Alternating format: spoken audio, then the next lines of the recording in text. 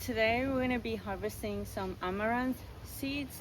So I'll show you the process to harvest them, remove them from the shaft so you end up with just the seeds, and how to save them so you have seeds to come. You'll know the seeds are ready to be harvested because they'll start having some brown patches around, so the flowers will start drying out, and that means there's the seeds already inside.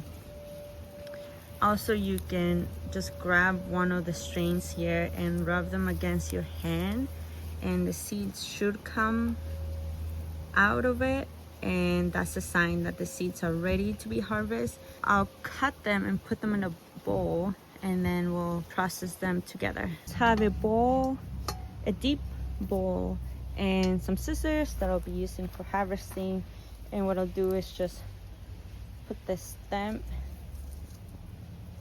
inside the bowl and then just gently cut it. Try and make sure all the seeds fall into the bowl. And there's a few more here. And I'm just gonna harvest the seeds. This is a pole bean that is using the amaranth as a pole. So I'll leave the main stem here so the beans can use it as a trellis. So I'm gonna harvest this one as well. So this one.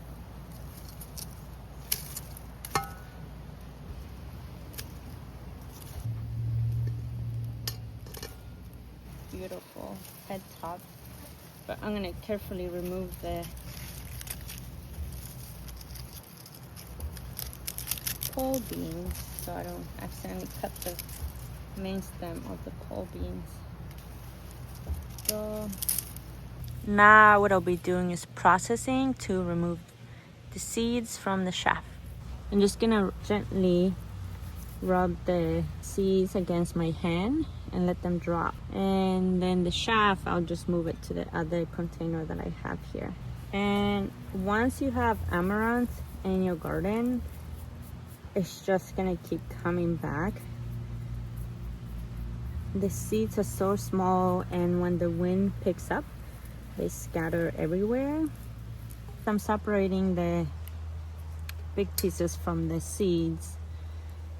You start to see that it's a natural dye because it's already staining my fingers. So if you don't want your fingers to get stained, just wear gloves.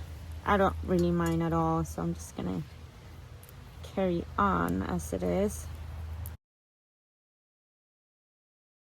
Now I got it down to just the shaft and the seeds. I removed a lot of the leaves and big stems that were in there, and with those leftover stems and leaf, what I'm gonna try to do is just do some natural dye, just kind of play around with that.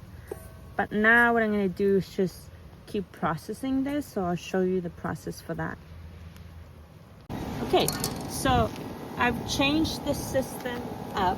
Before I was just rubbing it against my hand, but I didn't really have a way to, it just seemed like it was taking forever. So what I'm doing now is I'm using a collar. I just take a bunch of it, of the shaft and the seeds, and I just rub them against the collar here. And most of them are already at the bottom, but this is just to make sure there's no big clumps of seeds.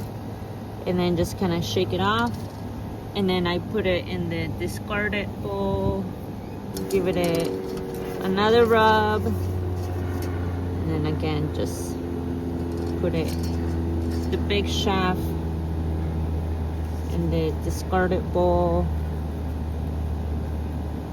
And this is pretty much what I'll end up with. And then I gently blow on it, and the big shaft separates from the seeds. And then after this, I just move it to the other bowl. It's the final one where I'll be seeing where it's mostly separated from the shaft. And these are the ones already collected so far. And let me see if I can capture this. If I blow on it very gently, the shaft moves away from the seed and I can just pick it up. This is as good as it's gonna get for now. The brown seeds that you see in there were not ready to be harvested, but that's just how it's gonna go this season. The black ones were ready and we have a lot of them already. These are all the seeds I ended up with for this season after removing the shaft from the seeds. I hope that you get to save some seeds for yourself this season. Thank you so much for watching and happy gardening.